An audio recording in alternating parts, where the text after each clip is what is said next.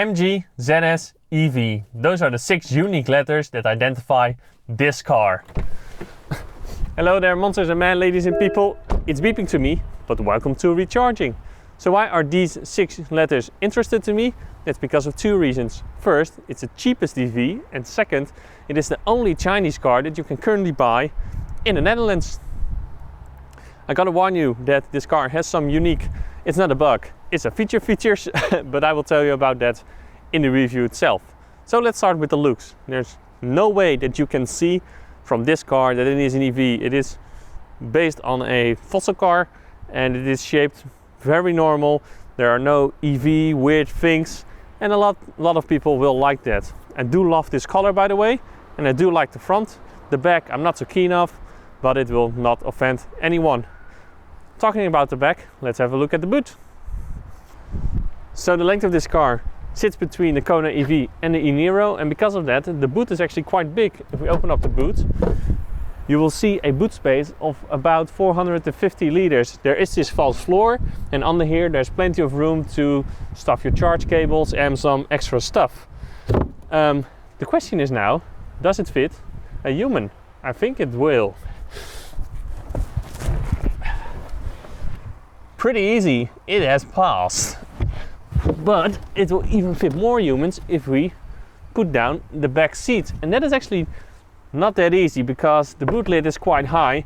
You have to reach in here, pull a little lever, and the boot lid is already coming off. So as you can see, it's not very easy. It's actually easier to walk around. But if you throw this down, you will see a boot space of about 1150 liters. So it's quite big. It's a big handy car. So what about the space in the back seats? The seat in front of me is in my typical driving position. I am around 1 meter and 85 centimeters. And as you can see, I have plenty of knee room left. Also the headroom, there's plenty left. Even though there is this very nice sunroof over here. There's no central armrest to be found in this car, but there is a USB port here. So people in the back can charge their phones. And you have these pockets at the back of the seat where you can store some small stuff. Yeah, the car likes to beep you more than I like. But what about the front seats then? Well, I'm actually quite surprised by this because the quality in here is better than what I expected for this price. Of course, being a cheaper car, most of the materials out here are hard plastic, like here on the dash, here on the door, under here. But there are also some nice parts. For example, the leather look on top of the dash looks nice. That's also to be found on the center console. There's this nice texture over here. Of course, your armrest is nice and soft. So overall, I think the look and the build quality in here is good. It is on par with, for example, a Hyundai or a Kia. So what about practicality then? Well, we do have this glove box, which is not too big. We have these huge door pockets over here, which you can fit a large bottle if you want. There is a nice cubby over here under the central armrest. We can put the slider back. There are 2 cup holders over here, or you can put some other stuff in it, of course. And under here, in this awkward position, the same position as a Hyundai Kona, you can find your 12-volt socket. And there's also a USB port where you can charge your phone with, but is also being used for Android Auto or Apple CarPlay. Yeah, this car supports Android Auto of Apple CarPlay, so I'm always a big fan of that because that keeps your infotainment system more up to date because you can just use your phone. And you want to use your phone because this infotainment screen or infotainment system is not the best in class. It has a little bit of a older look, 5-6 years old look. Also the position lower here is actually, I know a lot of people don't like these tablets that are sticking out on their dash, but they do have a purpose. They keep your eye more on the road than when you put your infotainment screen over here. And again, the infotainment screen itself, it is a little bit slow. There are not too much features on it. If you press something, the response time is not great. The interface is not great either. So I'm not a big fan of it. So I would just use Android Auto or Apple CarPlay for that. There's no climate control system in this car. You only have this manual air conditioning / heating system over here. But there are heated seats though, so that is nice. Over here you have your reverse, neutral, drive and park selector. It's a little rotary knob. It works actually quite well. And then we come to a unique feature of this car. In front of the rotary dial we have 3 switches. We have mode, curse and battery. So mode actually determines your drive mode, eco, neutral or sport. And then we have curse. You might wonder, what is curse? Well, it actually stands for kinetic energy regeneration system. So it's actually your regeneration when you put your foot off the accelerator. There are 3 levels, 3, 2 and 1. And I don't know why they haven't just called it regen or whatever. But curse, nobody says that something. And then I think they had some space left from the petrol car because they have this little switch over here which says battery. And what does that do? If you pull that switch, you will actually see your estimate range here real quickly, and right now it is 189 kilometers. But why is this here? Why isn't that information always here? And with that we come to the instrument display in front of the driver. It's actually analog. There are 2 analog dials which actually look pretty good. I prefer this over a cheap looking digital display. But the problem is, not all the information that I want as an EV driver is here. We have our speed, we have our power output, but then below the speed there is your auxiliary battery voltage. Who wanna knows that? And under the power you can actually see your percentage of battery that is remaining. Well, not really see, because it goes in these little tiny stripes and each stripe is 12.5%. But nowhere in this car, and I literally mean nowhere in this car, you can actually see the actual battery percentage that you still have remaining. You have to put your car on a charger for that, and then you can actually see it on the charger. I mean, that is insane. 2 things I always want to know when driving an EV is my remaining range and how much battery percentage I have left. Why isn't that in front of me or on the infotainment screen? Why isn't that always there? I don't get that, and that's a stupid decision in my opinion. The other unique feature, or actually lack of feature, is that there isn't an app. And why is it lack of feature? Well, in Asia, for example in Thailand, there is an app for this car where you can preheat the car, see your state of charge. So I wonder why it is not brought to the EU then. Okay, so you're ready to go and you want to find a good driving position. Then some people might have a problem, and that is because the steering wheel is only adjustable vertically and not horizontally. I cannot pull it towards me, so some people may have trouble finding a good driving position. So you're good to go. You're going to press the start button, and then there is another unique feature of the car. Sorry, that's the radio. Let's turn it down. It will go through every safety system that the car has, and it will actually tell you if it is on or off or in what mode it is. And if it is off, it will actually make a beep like that. I don't know why it is. I find it annoying because you can't do anything with the center screen between the dials until it's done, and it takes about 15 to 20 seconds. It's like, why? Who have thought of this? Anyway, you can pull it in drive, and after that you're good to go. And the car always starts in regen level 3.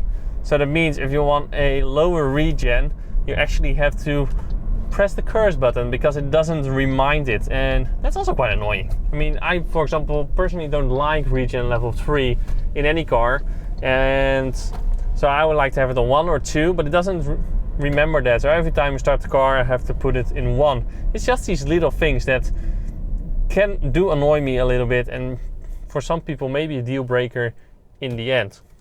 So the car has a 45 kilowatt hour battery pack. It has a 143 horsepower motor, and with that it can do 0 to 100 kilometers an hour in about 8.2 seconds. So that is not slow at all. And it has a range of about 200 to 250 kilometers. So the steering of this car is kind of heavy and doesn't really have any feeling to it. I don't have much of an idea what is happening beneath the wheels. The suspension of this car is very comfortable. I haven't driven a lot of cars, but I think this is one of the most comfortable cars that I have driven in ever. And because of the suspension being that comfortable, it doesn't really like corners. Again, it doesn't have any feeling in the steering, and because of the comfortable suspension, you can feel the weight in the corners just hanging around on the side. So this car doesn't really like corners, and for some reason the car is, I think, 1450 kilos, but this car feels heavy, and maybe that's because of the horsepower, the 143 horsepower, with the weight and with the comfortable suspension. This car just feels heavy. It feels heavier than a Kona EV, for example. So I looked on EV database, and the top speed over there says that it is actually 140 kilometers an hour, but the top speed actually is 155 kilometers an hour. And when you actually drive on a highway, again, the car has a very comfortable suspension, so it is very comfortable, and it's also quiet in here. I didn't expect that for this money. It is quieter than a Kona EV. So this car has every driving assistance system that you want. It cannot drive fully autonomous, but it has lane keeping assist, it has front collision warning, it reads the speed signs, it has adaptive cruise control. Some of these systems do not work as well as in other cars. For example, I have the lane keeping assistant. I have to turn off because I felt it was too nervous. Even though I was driving in lane, it kept correcting my steering wheel, and I didn't like it. It didn't work as well as a Kona EV, for example. It has a conditional speed limit detection, and it will make a beep when it detects that. I think it detects it by getting the speed information from the sat-nav and reading the sign, and if that is different, it will actually give you a little warning, hey, the speed limit is different. I find it annoying that for everything this car does, it will make a beep, but that's it. And of course, all the working of your driving assistance systems, you can control that in the infotainment system. So for example, I have lane keeping assistant off, but it still warns me when I leave the lane.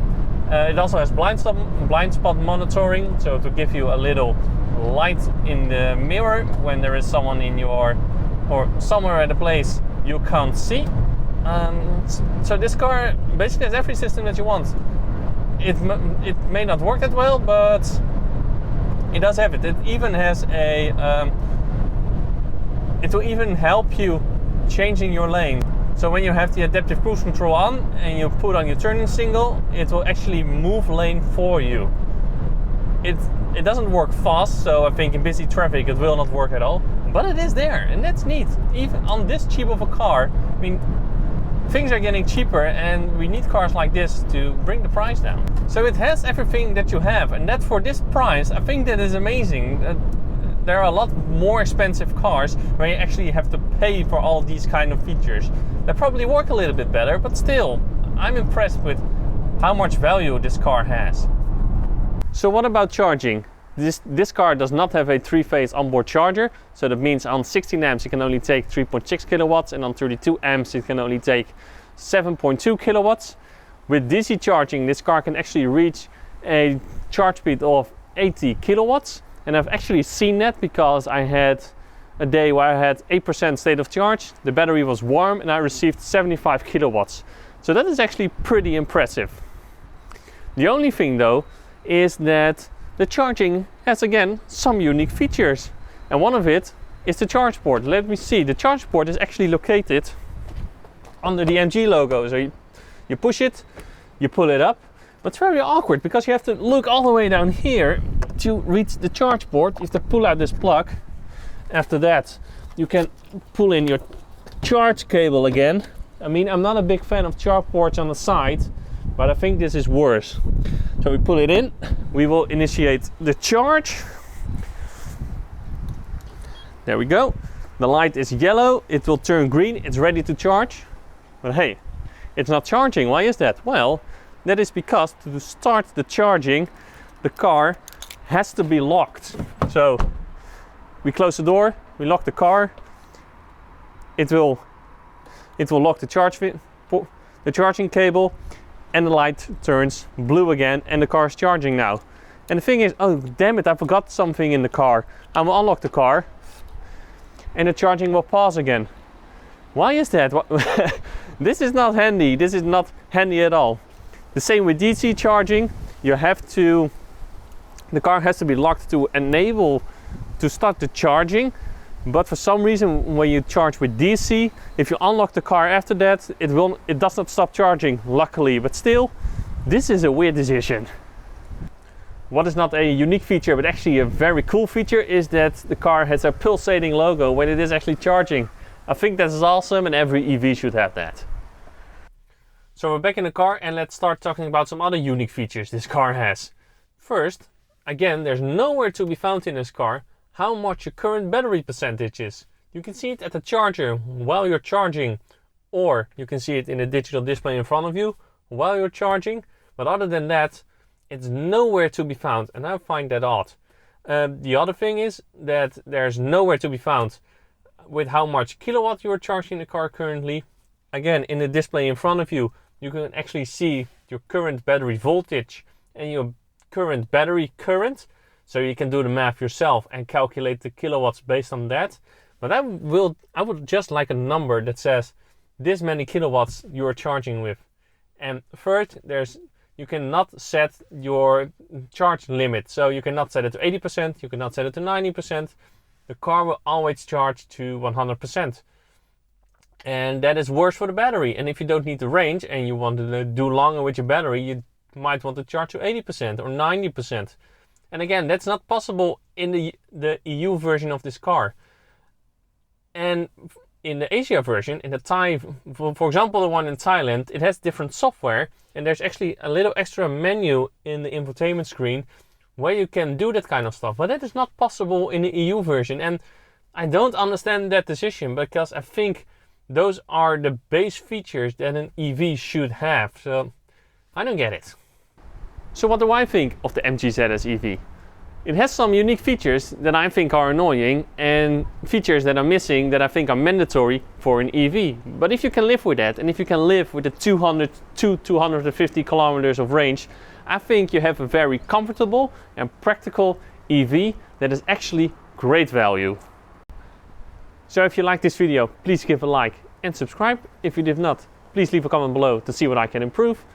And then I would like to say now as always, thank you a lot for watching and to be continued.